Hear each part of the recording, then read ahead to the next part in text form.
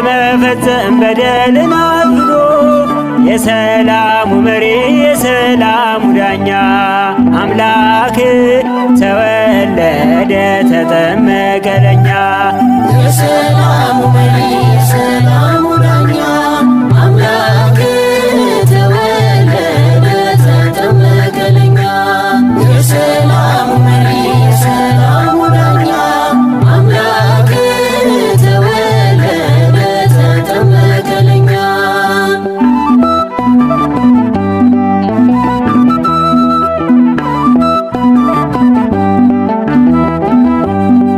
የሰማዮች ሰማይ የማይችሉት ንጉሥ ተወልዶ ሲጠመቅ እኛን ለመቀደስ ተራሮች ደንግጠው ዘለሉ እንደ ፈረስ።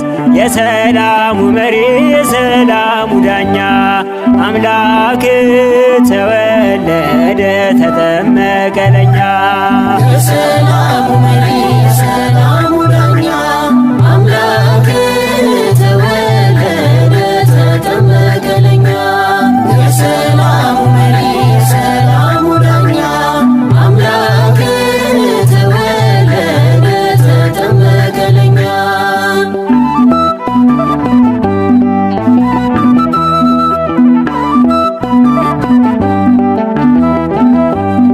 ባህር ተጨነቀች ጠበባት መሬቱ ዮርዳኖስም ሸሸ አልቆመም ከፊቱ።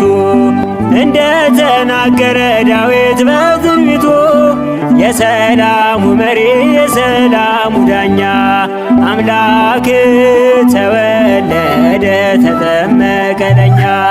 የሰላሙ መሪ የሰላሙ ዳኛ አምላክ ተወለደ ተጠመቀ ለኛ። የሰላሙ መሪ የሰላሙ ዳኛ አምላክ ተወለደ ተጠመቀ ለኛ።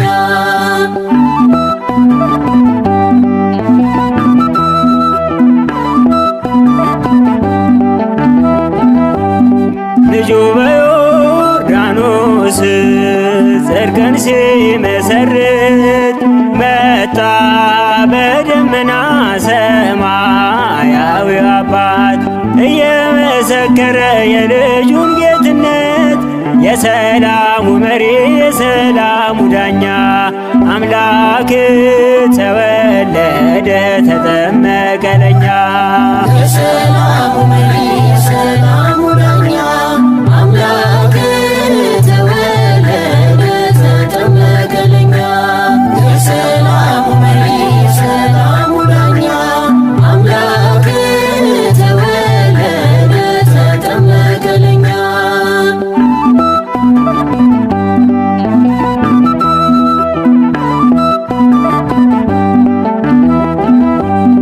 ባህር ስትጨነቅ ተራራው ሲጨፍር ሰማዩ ሲከፈት ደመናው ሲናገር ዓለም በዛሬው ቀን አየችን ምስጢር።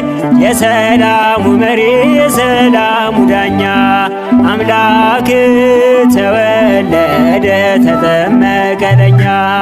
የሰላሙ መሪ የሰላሙ ዳኛ አምላክ ተወለደ ተጠመቀ ለኛ። የሰላሙ መሪ የሰላሙ ዳኛ አምላክ ተወለደ ተጠመቀ ለኛ።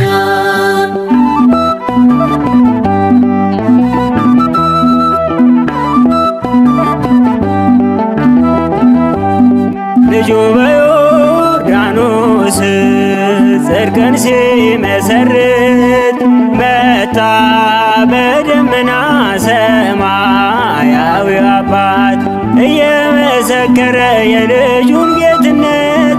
የሰላሙ መሪ የሰላሙ ዳኛ አምላክ ተወለደ ተጠመቀ ለኛ።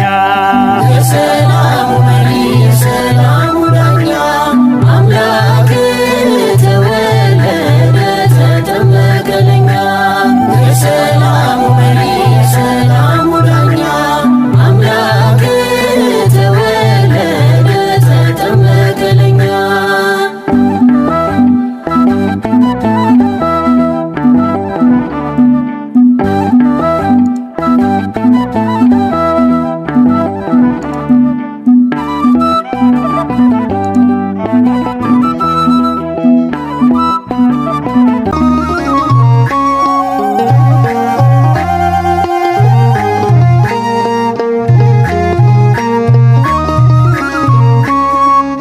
መጥምቁ ዮሐንስ በማየ ዮርዳኖስ መጥምቁ ዮሐንስ በማየ ዮርዳኖስ በማየ ዮርዳኖስ በማየ ዮርዳኖስ ለይህ ኢየሱስ በማየ ዮርዳኖስ በማየ ዮርዳኖስ ለይህ ኢየሱስ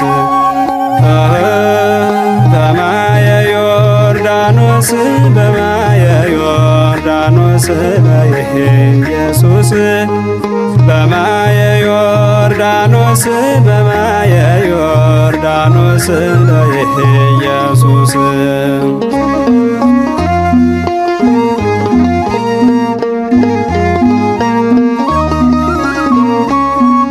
ያለ ኃጢአት በቀር ሁሉን ሥራ ሰርቶ ልክ 30 ዓመት በምድር ቆይቶ 99ን መላእክቱን ትቶ አምላክ ተጠመቀ በዮርዳኖስ ገብቶ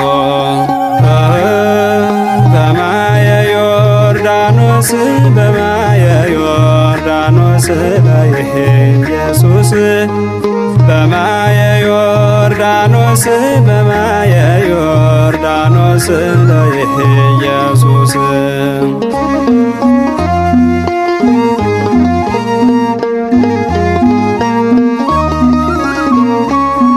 ከገሊላ ምድር ሀበ ዮሐንስ ከመ ይጠመቅ ሆረ ኢየሱስ እምድረ ተጠምቀ በደ ዮሐንስ በደላችን ጠፋ ኮነ ከመ ጢስ በማየ ዮርዳኖስ በማየ ዮርዳኖስ ለይህ ኢየሱስ በማየ ዮርዳኖስ በማየ ዮርዳኖስ ለይህ ኢየሱስ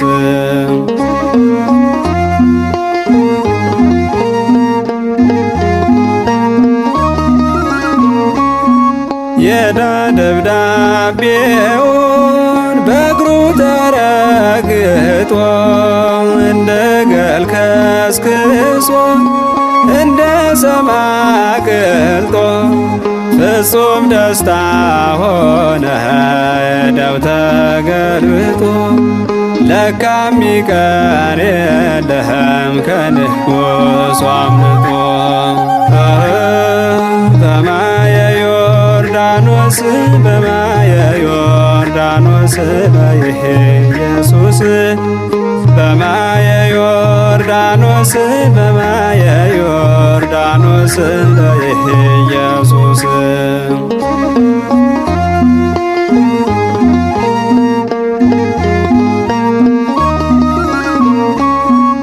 አብም ሲመሰክር ወርዶ በደመና መንፈስ ቅዱስ ሲወርድ በአምሳለ መና መፍቀር የሰብ ጌታ አምላከ ትሕትና በዮርዳኖስ ጠራሃን ሲኦልን ዘጋና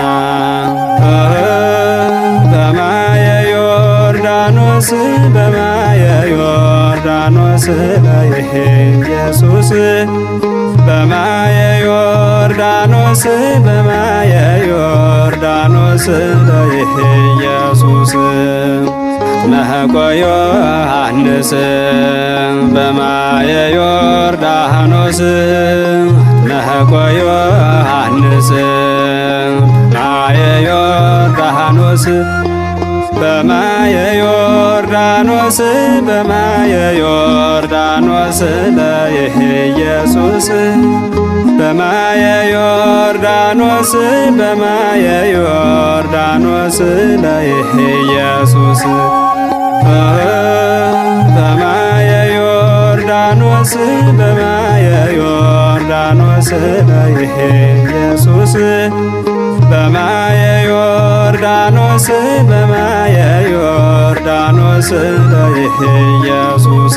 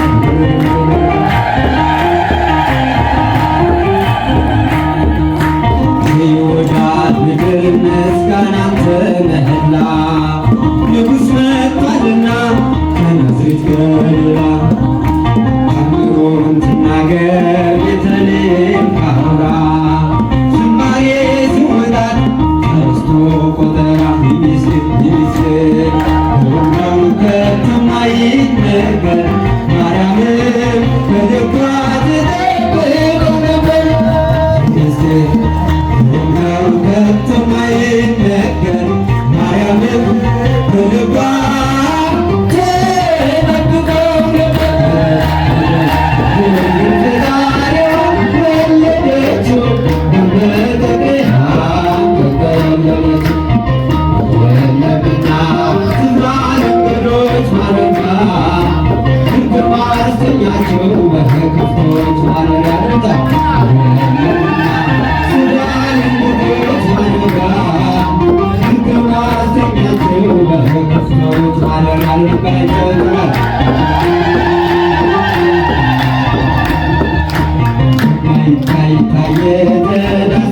እንደሰው በጠባብ ደረት አቻምን መሰለው ግርማት ብሎ ታናሽ መጎሸራ ተዋልዷልና ከስጋ ጋር የሚስት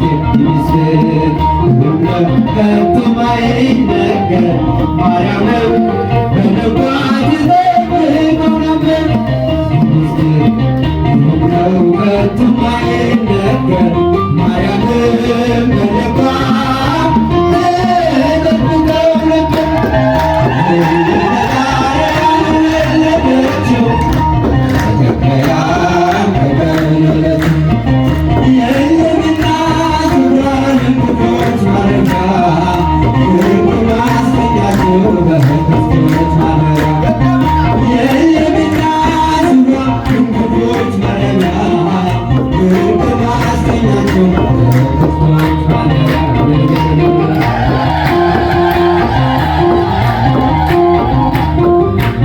በረዶ ዝናብ እየዘነበ ሰው መጠለል እንኳን አይፈልግም።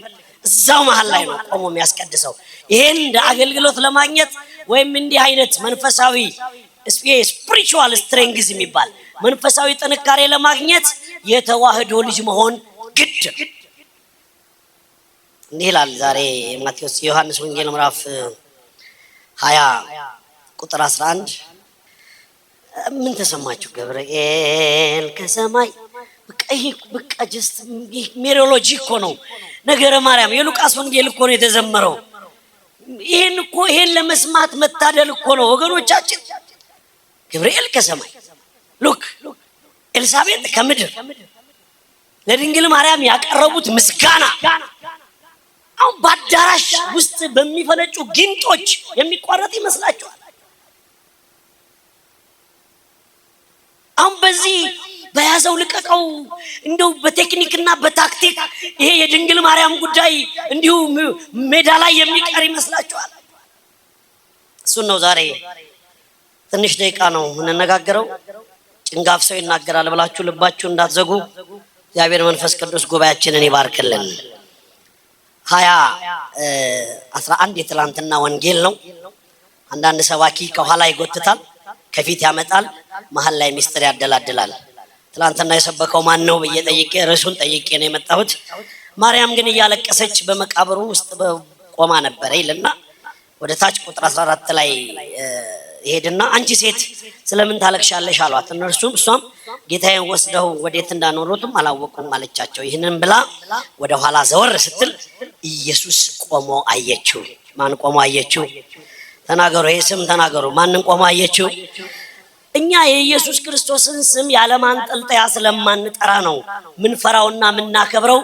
ዘላለማዊ ስም፣ አዳኝ ስም፣ መድኃኒት ስም፣ ስም አምላክ ስለሆነ ነው የምንፈራው። ነውር ስለምናውቅ ነው፣ ስለማንወደው አይደለም። ይህን ስም ኦርቶዶክሳዊ ሰባኪ ሆነው እኮ ይህን ስም ጥሩት እንጂ ይህን ስም አትፍሩት። ለምን እንዴ? አይመጡም። ስለማይመጡ እኮ ነው። በቤተ ክርስቲያን ውስጥ የኢየሱስ ክርስቶስ ስም የማይጠራበት ምንም አይነት አገልግሎት የለም። ኢየሱስን ቆሞ አየችው። ኢየሱስም እንደሆነ አላወቀችው። ኢየሱስም አንቺ ሴት ስለምን ታለቅሻለሽ? እንትኑን እዛ ውስጥ ሆኖ መጽሐፉ ላይ ሆኖና እቺ ሴት መግደላዊት ማርያም ናት። ኢየሱስ ክርስቶስ አምላክ ነው አንቺ ሴት ስለምን ታለቅሻለሽ እያለ የሚጠይቃት። ቅድም ከመላእክት ጋር ተነጋግራለች። አንዱ በራስጌ ሌላኛውን በግርጌ ሆኖ መላእክቱ እባክሽን ያንቺ ለቅሶ ወደ ደስታ ተቀይሯል። አንቺ የሚያስለቅስሽ ታሪክሽ የተቀየረ ሰው ስለሆንሽ ነው። ለቅሶ አብቅቷል። ድንጋዩ መቃብሩ ባዶ ነው። እንደተናገረ እኮ ተነስቷል ብለው ባካችሁ ብላ ስትጨነቅ ዞር ስትል ጭንቀቷን አስወግዶላት ማርያም አላት። አትክልተኛ መስሏት ብዙ ሰባኪዎች ሲሰብኩት ብዙ ሊቃውንት ሲያመሰጥሩት ሰምታችኋል። እኔ ደግሞ ድንገት እግዚአብሔር ከረዳኝ ይህንን እዚች ሀሳብ ላይ የእመቤታችንን ቀኗ ጽንሰቷ በዓሏ መታሰቢያ ስለሆነ በዚህ ዙሪያ ጥቂት ደቂቃ ነው የምንቆየው። እኔ ምን ይገርመኛል፣ እቺ መጌዶን ከሚባል ሀገር የመጣች ታሪኳ በጣም የቆሸሸ ነውሯ የናኘ ቤቷ ካለች እህቷ ጋር ያልተስማማች ደግሞም 7 አጋንንት እንደፈለጉ ያረጓት በሚያምር መልክ በሚያምር ተክለ ሰውነት ሰው በሚባለው ባህሪዋ ውስጥ 7 አጋንንት ተጣብተዋት ከሰው በታች ያረጓት ክርስቶስ የገላገላት ምስኪን ሴት ናት። ካምባካጌን ወደ ኋላ ህይወቷ ተመልሶ ዛሬ ኢየሱስ ክርስቶስ አንቺ ሴት ምን ያስለቅስሻል የሚል እድል ማግኘት የሱ ቸርነት የኛ በደለኝነት ምን ያህል ሰፊ እንደሆነ የምናረጋግጥባት ሴት ናት። አንቺ ሴት ምን ያስለቅስሻል ሲላት አትክልተኛ መስሏት እባክህን ላምበው እኔ የምናገረው እንዳይመስላችሁ እርሷም የአትክልት ጠባቂ መስሏት ጌታ ሆይ አንተ ወስደው እንደሆነ ወዴት እንዳኖርከው ንገረኝ እኔም ወስደዋለሁ። እቺ ናት ርዕሴ። እባካችሁ ድምጻችሁን አንዴ ወዴት እንዳኖርከው በሉ ንገረኝ እኔ ወስደዋለሁ። መቃብሩን የሞተውን ጌታ ታውቃለች። ከሐሙስ 3 ሰዓት ጀምሮ የደረሰውን መከራ ታውቃለች። መቃብሩ ጋር መጣ ሽቱ ልትቀባ ነው ባይወር ልማድ። መቃብሩ ባዶ ሆኖ የተወሰደ መስሏት ያንን ጌታ ያንን የሞተውን የክርስቶስን አስከሬን እኔ ወስደዋለሁ የምትል ሴት አይነት ክርስትናው የክርስቶስ ፍቅር የገባት ሴት ናት። ሴት እቺ ነው እኔ ወስደዋለሁ የሚለው ቃል ዝም ብሎ ልብ ውስጥ ይመላለሳል። እኔ ወስደዋለሁ በቃ አንተ ብቻ ወስደው ከሆነ ንገረኝ። የክርስትናው ከፍታ የሴትየዋ የመጣችበት ወይ ስናየው በጣም ከባድ ነው። መጌዶን የሚባል ሀገር አለ እንዲላት። ስለዚህ ሴት ቅዱስ ሉቃስ እንደዚህ ብሎ ጽፏል። የሉቃስ ወንጌል ምዕራፍ 8 ከቁጥር 1 ተለይ ስማርት ማይንድ አለን እዚህ ምድር ላይ ፖዚሽን አለን የምትሉ ሴቶች በተለይ በኦርቶዶክስ ተዋህዶ ቤተክርስቲያን ላይ እዚህ ሌሊት ሰዓታት ሲደወል የማትመጡ ኪዳን ሲደርስ የማታደርሱ እኔን ጥሉኝና እውነታውን ተቀበሉ ግድ የለኝም። እኔ ማህሌት ላይ የሌላችሁ 11 ሰዓት ላይ ብቻ ቀጭ ቀንቧ ያላችሁ 6 መስመር ኮሜንት የምትጽፉ ለቤተ መቅደሱ እንግዳ ደራሽ እንደ ወንዝ ፈሳሽ እኛማ ምን አገባን ብላችሁ ለሌላው ለዚህ ፌሚኒስት ለሚባለው ሰሞኑ አየር ላይ ያዘው ለወጋ ጠባቂ ሴቶች የተዋህዶ ቤተክርስቲያንን ላልተረዱ በእነሱ አናታችሁ ለሚዞር ሰዎች ይሄንን የቅዱስ ወንጌል ስሟት እንዲህ ይላችኋል። ሉቃስ ወንጌል ምዕራፍ 8 ከቁጥር 1 በተጨማሪም ከክፉ መናፍስ ከበሽታ የተፈወሱ አንዳንድ ሴቶች ከኢየሱስ ጋር አብረውት ነበሩ ይላል። መቤቴን ደውለት መጽሐፍ ቅዱስ እንዲህ አይነት ቃል አለ። አንደው ሰምተን እናውቃለን፣ አንብበን እናውቃለን። በተጨማሪም ከክፉ መናፍስ በሽታ የተፈወሱ እስቲ በሉ። ይሄንን ምን ማለት እንደሆነ ጥያቄ ጠይቄያችሁ ላስረዳችሁ። በዋጋም የማይተመን እኔ ልናገረው የማልችለው የክርስቶስ ኢየሱስ ውለታ አለብኝ የምትሉ እጃችሁን አውጡ። በተጨማሪም ከክፉ መናፍስት ከበሽታ የተፈወሱ አንዳንድ ሴቶች አብረውት ነበሩ። ተፈውሰው ጥለውት ያልሄዱ ውለታውን ያረሱ የተደረገላቸው ከተጣመመ አስተሳሰብ ከወደቀ ማንነት አንስቶ በሰገነት ላይ ያቆማቸው ግን ያልሸሹ በቃ ከዚህ በኋላ ድኜ ከዚህ በኋላ ተፈውሼ ከሰው እኩል አድርገኝ ከሰውነቴ የሚወጣው የደም ቅርሻት አፍንጫ የሚያስይዝ አይደለም ሰው አጠገቤ እንዳይቆም የሚያደርገውን ፈውሰኝ ካንተ ተለይቼ ወዴት እሄዳለሁ ያሉ ባዶ ቤት ከአንድ ልጅ በስተቀር የሌላቸው ሞት ቤታቸው ውስጥ ነክሶ ወደ መቃብር የሚሄደውን ልጃቸውን የአልጋውን ቃሬዛ ነክቶ የፈወሰላቸው በቃ ካንተ ተለይተን ወዴት አንሄድም ብለው አንዳንድ ሴቶች አብረውት ነበሩ ይልና መጽሐፉ ነው የሚናገረው። 7 አጋንንት የወጡላት መግደላዊት የተባለች ማርያም ስንት አጋንንት የወጡላት ምን ይሆኑላት እያሉባት አልተነገረም። የዚህ ሴትዮ ታሪክ ምመናን 7 አጋንንት ሲጫወቱባት አልተነገረም ታሪኳ። ከወጡላት በኋላ ነው የተነገረው ታሪኳ። ኢየሱስ ክርስቶስ የኛ አባት እንዲህ አይነት አምላክ ነው። የወደቀው ታሪካችን ለሱ ምንም አይሰራለትም። ሰዎች ናቸው ያደረ ኃጢአታችንን እያነሱ እያስታወሱ እንደ ፌስቡክ ሚሞሪ እሱ እኮ እንዲህ ነው እሷ እኮ እንዲህ ናት እያሉ ስለኛ ኃጢአት የሚያወሩት ሰዎች ናቸው። መጽሐፍና ክርስቶስ ግን ምን አደረጉ? 7 አጋንንት የወጡላት ዛሬ ተገላግላለች። ዛሬ ነፃ ናት። ዛሬ ሰላማዊ ናት። ዛሬ ከሰው እኩል ብቻ አይደለችም፣ ከሰው ፊት ቆማለች። ትናንትና ከሰው ኋላ ነበረች። እንዲህ አይነቱ አምላክ በህይወታችሁ እንዲህ አይነት ድንቅ ስራ ይስራላችሁ። እንዲህ አይነት አምላክ ከሰው ኋላ የተሰለፉትን ከሰው ፊት ያመጣል። ቅድም ከብዙ በሽታ የተፈወሱና ይልና እቺን ግን ስሟን ጠቅሶ ሀገሯን ጠቅሶ የህመሟን አይነት የነበረባትን ችግር ጠቅሶ መጽሐፍ ቅዱስ አስታወሳት። ናት አይደለም ተፈውሳለች። ሀገሯ መጌዶን ነው። መጌዶን የሚባለው ሀገር በገሊላ ባህር በጥብርያዶስ ፊት ለፊት በስተሰሜን የሚገኝ የተራራማ ቦታ ላይ ያለ ከተማ ነው። እቺ ሴት 7 አጋንንት የወጡላት መግደላዊት የተባለች ማርያም ይልና በተለይ የቤተ መንግስት አጥር እንቅፋት የሆነባችሁ፣ ዘመናዊ አጥር እንቅፋት የሆነባችሁ፣ ቁንጅና አጥር ሆኖባችሁ ቤተክርስቲያን መምጣት ያቃታችሁ፣ እዛ ሄዶ መጋፋት ደክሞኛል የምትሉ፣ ምናልባት የጎረደፉ ነጠላዎች፣ ያልታጠቡ ገላዎች ጠረን ድንገት የሸተቷችሁ፣ ቤተክርስቲያን በፕሮቶኮል ትሁንልን የሚል ሐሳብ ምናልባት አጀንዳ ያዘጋጃችሁ። አዎ ቤተ እግዚአብሔር ንጹሕ ባህሪ ነው። ማምላክ ምስክሬ ናት። የሊቃውንት ከኋላ ያሉ ፔጅ 14 ላይ መጽሐፈ ቅዳሴያችንን ባለሳሳት ብታነቡት ፕሪፓራቶሪ ሰርቪስ የሚባል አለ። የዝግጅት ሰዓት፣ የዝግጅት ጊዜ፣ ለአገልግሎት ከመግባቱ በፊት ካህኑ የሚታዘዘው፣ ዲያቆኑ የሚታዘዘው፣ አንድ ምዕመን የሚታዘዘው ስንት ሰዓት እንደሚጾም፣ እንዴት እንደሚታጠብ፣ ጥፍሮቹ እንዴት እንደሚቆርጥ፣ ገላውን እንዴት እንደሚታጠብ ይናገርና ይሄ ዝግጅት ከተዘጋጀ በኋላ ነው ወደ ቤተክርስቲያን እንዲገባ የሚፈቀደው።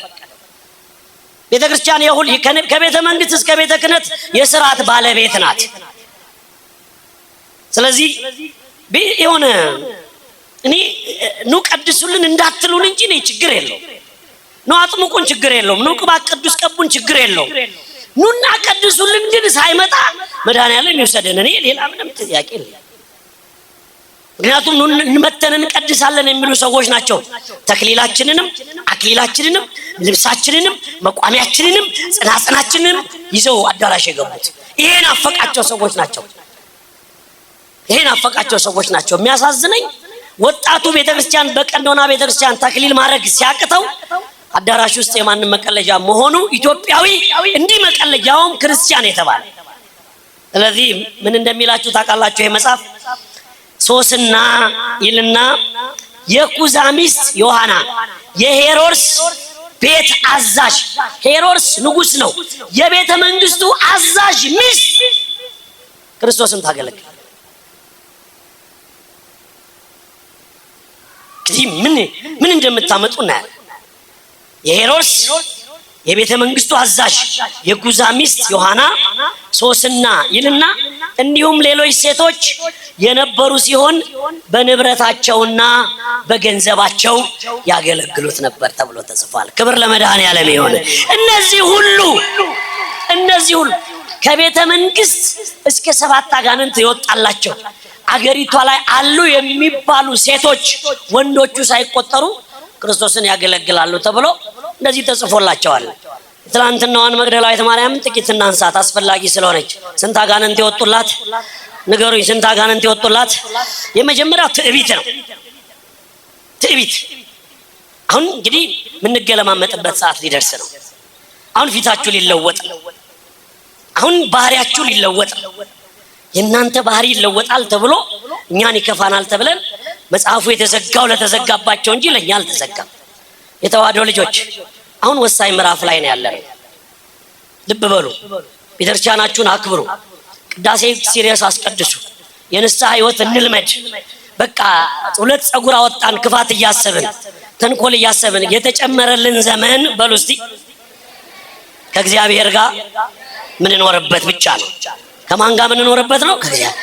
እንደምታዩት ነው ምዕመናን እዚህ ጋር ቆመን ተደርድረው ሊቃውንቱ እንደ መሄጃ አጥተው እንዳይመስላችሁ። እናንተ እድለኞች ስለሆናችሁ እግዚአብሔር ድምፁን ላጠፋ ቃል ኪዳን ስላለው ነው እንጂ የምታውቁትና የምትሰሙት ነው። ለዚህ በልበ ሙሉነትም የሚያናግር ነገር የለም። እውነት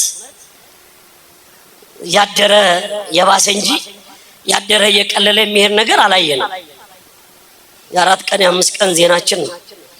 154 ኢትዮጵያውያን በአንድ መርከብ ላይ ተሳፍረው ይሄዱ ከውሃ ጋር ትንቅንቅ፣ ከሞት ጋር ትንቅንቅ፣ ከአሳ አንበሪ ጋር ትንቅንቅ፣ ከማዕበል ጋር ትንቅንቅ። ልጇ ከማዕበል ጋር እንደዛ ሲተናነቅ እናቱ ቤት ሆና ልቧ ምን ብሎ ይሆን ነው? ምን ብላ አዝናለች? የኢትዮጵያዊ እናት ልጇ እንደዛ አልሞትም፣ ሞታለሁ፣ ውሃው አሰጥማለሁ፣ እባክህ አታስጥመኝ፣ ለእናቴ ላሳልፍ የወጣው ነኝ፣ እህቴ ርቧት ነው፣ ህፃናት ወንድሞች አሉኝ እያለ ያ በሞት ውስጥ ያ ልጅ ሲተናነቅ ለውሃው ሲነግረው ውሃው እንደገና ሲደፍቀው ሊያቆም ያልቻለ የመከራችን ጥግ ይነገራል። አንሰማም። አዎ የሚያስቀምጥ ነገር የለም። የአንድ ዳቦ ለ4 እስከ መቼ ይበላል? አዎ ችግር ነው። ሐሰተኛ ነቢያትም አሉ ውጡና አልፎላችሁ እና እንዲህ አይነት ውስጥ ናት ያለችው። እንዲህ አይነት ውስጥ ላይ ያለን ህዝብ ለማጽናናት ከባድ ነው መከራው። እንዳያችሁት ነው። ማህበራዊ ድረገጽ ደግሞ ያመጣና በፊት ለፊት ልጁ አረፋ ድፍቅ አድርጎት ልጅ እናት አይታ ቢሆን ምንድነው የሚሆነው? ምንድነን እኛ ምን እየሆንን ያለ ነው? የቱን ተናገረ ነው የቱን እንቶ? ለማንስ ነው የሚነገረው? እሺ ይሄስ የመከራ ቀን መቼ ነው የሚያበቃው? የሁሉም ሀዘን ተሰብስቦ ቤተክርስቲያን ላይ ነው። ቤተክርስቲያን ደግሞ ዝም ማለት አትችልም። የመግደላዊት ማርያም የመጀመሪያው ችግሯ ትዕቢት ነው። ትዕቢቷ ከቁንጅና የተነሳ ነው ይላሉ ሊቃውንት። እንደዚህ ዝም ከሚያሰኝ መከራ ህይወታችንን ይጠብቅልን፣ ሀገራችንን በቸርነቱ ይመልከትልን። አልደከማችሁ? ይደክማል እኮ ጠቢቡ ሰሎሞን በዚህ በመጽሐፈ ምሳሌ ምዕራፍ 1 ቁጥር 8 ላይ ሁሉ ድካም ሁሉ ድካም ትናስኮፓችን ምናልባት ችግር ስላልነካው ኔትወርካችን ሙሉ ስለሆነ የኛ ነገር የተያዘልን እግዚአብሔር ስለሸፈነው ካልሆነ በስተቀር ሶስተኛው ወገናችን ችግር ላይ ነው ያለው። አመናችሁም አላመናችሁ ሶስተኛው የአክስቶቻችን ልጆች ረሃብ ላይ ናቸው ያሉት።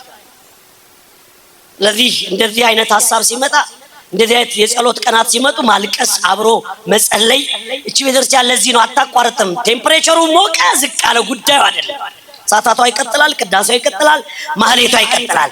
የሚደበዝዝ ገጽ የላትም ተዋህዶ። በማጠልሸት የሚጠለሽ ባህሪ የላትም ተዋህዶ። ንግግር በማሳመር እንዲህ ነበር እያሉ እንኳን ልብሷን ለብሰው አይደለም፣ እንኳን መስቀሏን ይዘው አይደለም፣ እንኳን ቆባን አድርገው አይደለም፣ ራቁታቸውን እንኳን ሰውነታቸውን እየቧጨሩ ተዋህዶን ቢሳደቡ ተዋህዶ ሁሌም በመከራ ውስጥ የምታበራ እምነት ናት። ትዕቢት ተጸሩ ለእግዚአብሔር። ትዕቢተኛ ሰዎች በቃ ትዕቢቱን ተውት። በተለይ ገሸሽ የምትሉ በቃ በተለይ እናትና አባት ላይ የትዕቢት ቃል ስለይ ወንድምና እህት ላይ እንደዚህ ለጠጥ የምንለው ነገር አለ። ማተብል አንጠለጠለ ይሄ ነውር ነው። በአቋም መጽናትና ትዕቢተኝነት ይለያያል። በአቋም መጽናትና ትዕቢተኝነት ይለያያል። ማን አለብኝነት ያለባችሁ ሰዎች ከሰባቱ አጋንንት አንዱ ስለሆነ መድኃኔዓለም ከህይወታችሁ ውስጥ ትዕቢትን ያወጣላችሁ። ሁለተኛው ቅናት ነው። ቅናትን መቼም እንደምን አመሻችሁ። እዚህ ትዕቢተኛ ያልሆነ ሰው እጁን ያወጣ እስቲ። አንድ ሰው ተገኘ። እንደ ሁሉም ትዕቢተኛው ነው ቀረ። አንድ ሰው ብቻ እህቷ ላይ ትቀናለች አሉ። እህቷ ደግሞ በቃ ድንቡሽቡሽ ያለች ነች መሰለኝ፣ አገባች። ገና አግብታ ደግሞ ሰርጓ ማግባቷ እቺ ቆንጆ ሳታገባ ያው ታውቁት የለም ጎዶሎ ሲኖርብን ምን እንደምንደረግ እቺ ቆንጆዋ ሳታገባ ያቺ ጎራዳዋ አገባች ተብሎ ተወርቶ ሳያልቅ ልጅ ወለደች። ልጅ ስትወልድ ደግሞ በቃ እናት ስትሆን የአካባቢው ሰው ሁሉ እንኳን ማርያም ማረችሽ ፌሽታው ልልታው እቺ እህት ቀጠል እያለች ቆንጆዋ ነኝ፣ በዚህ ሳልፍ መንገድ የምከለከለው ነኝ፣ የፀጉርሽ መውረድ፣ የመልክሽ ማማር እየተባልኩ የሚነገርልኝ እኔ ትዳር የሌለኝ በእህቷ መቅናት ጀመረች። የሀገሩ ሰው ደግሞ ያችኛዋን ሲወዳት ድምጻችሁን ልስማ፣ የሊቃውንቱ በረከት ነው። በትዳር ላይ በሉ መውለድ፣ በመውለድ ላይ መወደድ። መድኃኔዓለም ይሄን በረከት ለእናንተ ያርግላችሁ። አቤት አንገቱን የደፋ ሰው ብዛቱ አሜን የሚል እግዚኦ! አቤት አቤት! እንዲህ በቋፍ ነው ያለ ነው። እንዲህ ነው ይኸው ነው እኮ በቃ ግድ የላችሁም። እንኳን እንዲህ ብርድ ተመተን እንኳን ምህላ አድርሰን እንኳን ጸልየን ማምላክ ምስክሬ የቁርጠኛ ዓላማ ጸሎት ብቻ ነው እግዚአብሔር የሚጠይቀው። በቃ አንድ ጠብታ ብቻ የውሳኔ ጸሎት ነው የሚጠይቀው። የተደረገላቸው ሰዎች ያውቃሉ። እቺ ሴት በዚህ ቅናት ትቀና ነበረ ነው።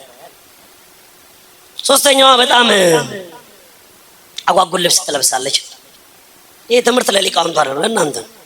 አጓጉል ልብስ እዚህ ላይ ምርጥ ክር ያስሩና ከዛ በኋላ የምታዩት ነው። ቢያንስ በቃ እሺ ራቁታችሁን መሄድ መብታችሁ ከሆነ መስቀሉን ግን አስቀምጡልን፣ ተባብረን መስቀሉን እንዳሰድቡ። ኦርቶዶክስ ናት ይላል። ይሄን እኮ ምንም አይደለችም እኮ። እንዲህ አይነት የ19ኛ ዘመን እንድረስ። ስለዚህ አለባበሷ ስርዓት የሌለው ነው። ሌላኛው ትሳደብ ነበር። እውነት መናገርና በሏ መሳደብ ይለያያሉ። ልክ የሆነ በቋፍ ያለ ሰው አለ። በቃ ፖሊስ ተመረቀ ሲባል ሌባ መደንገጡ የማይቀር ልክ እውነት ስትነግሩት በቃ ያቆም እንዲህ ብለህ መድረክ ላይ ይላቸዋል። አንተ የተባለ ሁሉ ላንተ ነው እንዴ? ላንተ ከሆነ ደግሞ እንኳን ደስ አለ እግዚአብሔር ተናግሯል ማለት ነው። ስለዚህ ንስሐ መግባት። አንተ ስላኮረፍክ የሚቀነስ የእግዚአብሔር ቃል የለም። ከመድረክ ላይ ታስቀረናለህ እንጂ እውነት ከመናገር አታስቀረንም።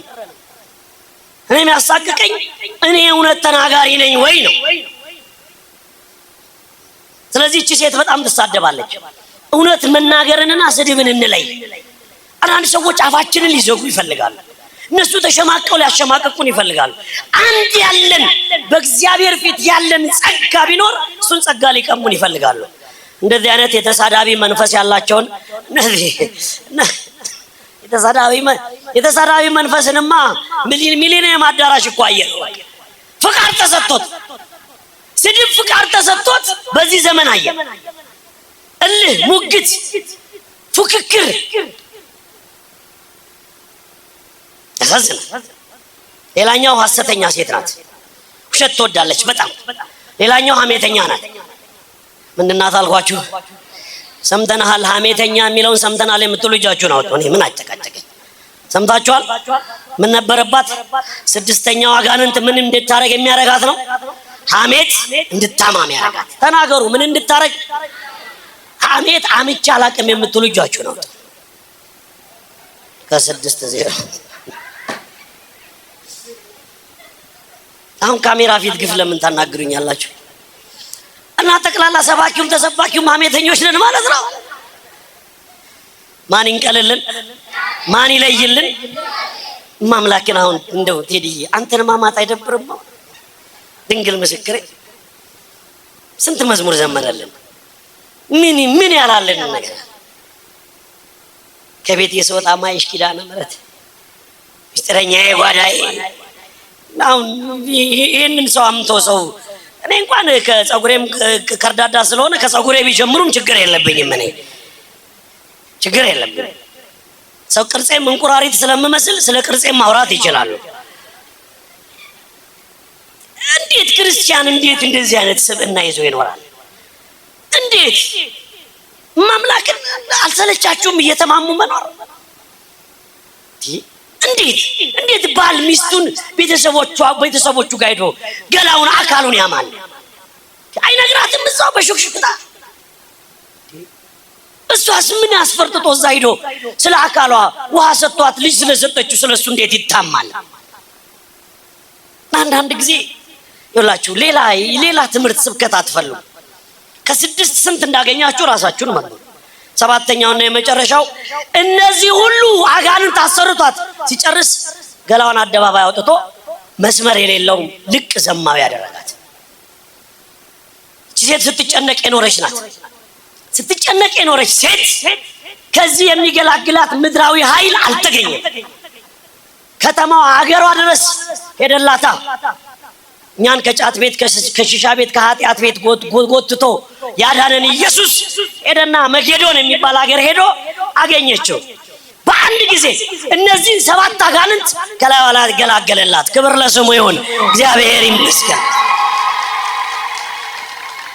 እኔ እየጠላሁት በሏ የማልፈልገው ማንነቴን መድኃኒዓለም ይገላግለኝ።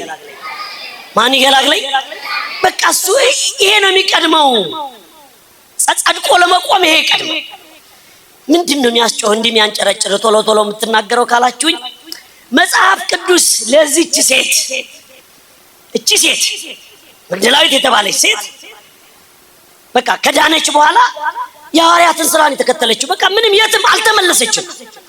ወደ ኃጢአቱ ወደዛ ወደ መጌዶን እዛ ስትቀና ከነበረችበት በትዕቢት ከነበረችበት ቤት በስድብ ከነበረች ራቁት ለብሳ ከመሄድ በዝሙት ከሐሜት ውስጥ አልተመለሰችም። በጭራሽ አልተመለሰችም።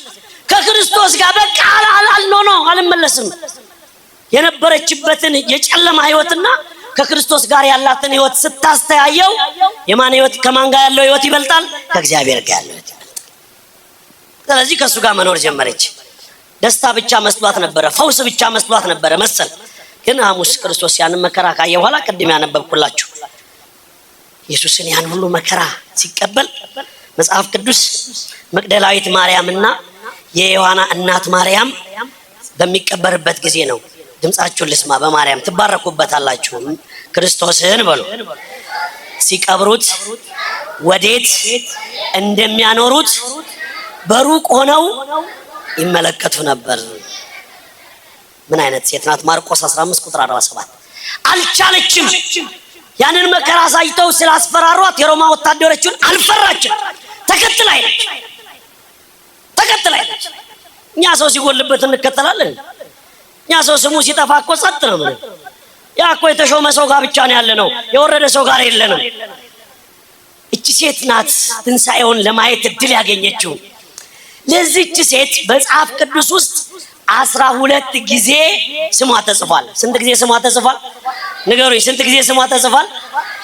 እቺ 7 አጋንንት የነበረባት ሴት መጽሐፍ ቅዱስ እንዲህ አድርጎ የትንሣኤው ብስራት እናት ካደረጋት ለጨለማው ዓለም የምስራች የሆነች፣ ለጨለማው ዓለም ተስፋ የሆነች፣ 7 የእሳት መጋረጃ በውስጧ የተጋረዱላት፣ ለዚህ ምድር ሰበር ዜና የሆነች ለመግደላዊት ማርያም ይሄ ክብር ከተሰጠ ለእናቱ ምን ያህል ክብር ይሰጣታል? አሉ መጽሐፍ ቅዱስ ላይ ከ7 የማያንሱ ማርያሞች አሉ። ማርያና ማርያም ሜሪ የሚባሉ ስሞች የማርያም ስሞች መሆናቸውን እናንተ ታውቃላችሁ። የቨርሽን የትርጉም መጽሐፍ ቅዱስ ከቦታ ቦታ ከጊዜ ጊዜ ሲተረጎም ደግሞ ቃላት ወይንም ፊደላት ሊጎሉ ይችላሉ። በስም ላይ ግን ለውጥ አያመጡም። እኔ ግን የሚያስደንቀኝ ምዕመናን የሐዋርያው ቅዱስ ጳውሎስ መልእክት ወደ ሮሜ ሰዎች ምዕራፍ 16 ከቁጥር 6 ላይ ጭንቃል ከኔ ጋር ትናገራላችሁ። ጨርሻለሁ። ለእናንተ በሉ ብዙ የደከመች ማርያምን ሰላምታ አቅርቡልኝ።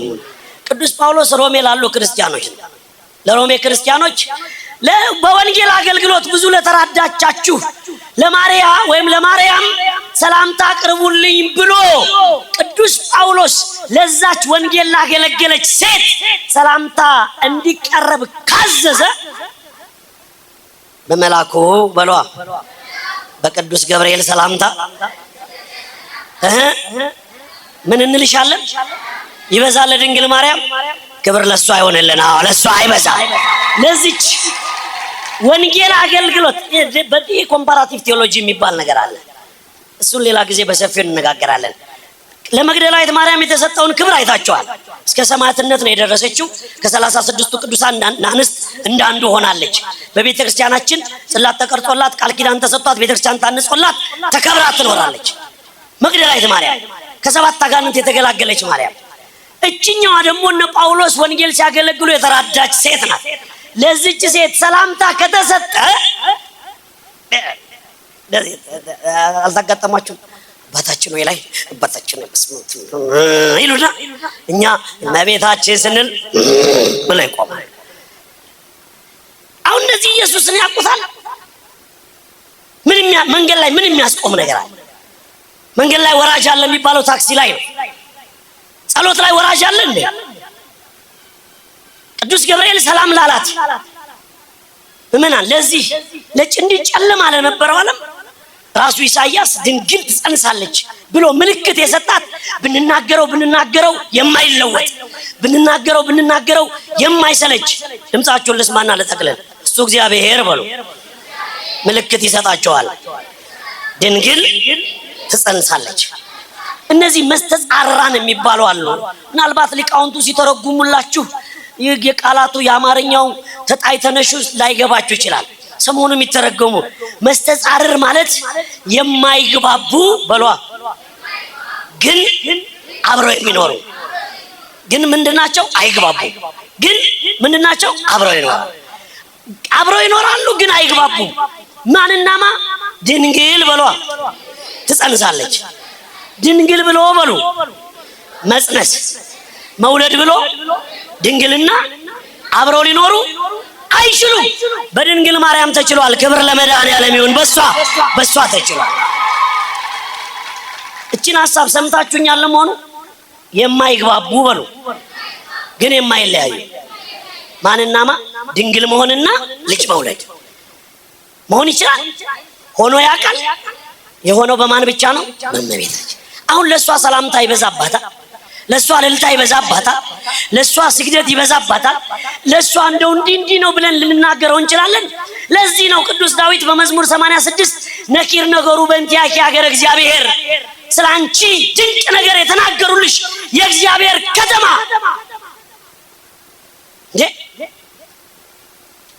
ፖለቲካና አውሮፓዎች ጭነው ባመጡት ዲስኩር ድንግል ማርያም የእግዚአብሔር ከተማ የእግዚአብሔር ሀገር መሆኗን እንዳንናገር አፋችን ይያዛል። ስላንቺ ድንቅ ነው የተናገሩልሽ የእግዚአብሔር ከተማ የእግዚአብሔር ማደሪያ። እረ ስንቱን ተናገሩላት፣ እረ ስንቱን አሉላት። የተባለላት ብዙ ነው። እኔ ግን የመጨረሻውን ቃል ተናግሬ አበቃለሁ። ኢሳይያስ 59 ቁጥር 2 በአንቺ ላይ ይበሉ እግዚአብሔር ይወጣል፣ ክብሩም በአንቺ ላይ ይታያል። እነንትና ተጸንሰው ተወልደዋል፣ ሰውን በጋዝ ቀቅለዋል። እነንትና ተጸንሰው ተወልደዋል፣ ሰውን እንደ በቆሎ ጠብሰዋል። እነንትና ተጸንሰው ተወልደዋል፣ አምፖል ሰርተዋል። እነንትና ተጸንሰው ተወልደዋል፣ ስም ተሰጥቷቸው ሥላሴ ቦታ ላይ ትልቅ ድንጋይ ተጭኖባቸው ቁጭ ተኝተዋል። እነንትና ተጸንሰው ተወልደዋል። በዚህ ጨለማ ምድር ላይ በዛሬው ዕለት ነሐሴ 7 ከሁለት ጸሎተኞች የተገኘች የተጸነሰች ለዚህ ምድር እንግዳ ሆነች የድንግል ማርያም በረከቷ በሁላችን ላይ ይደር።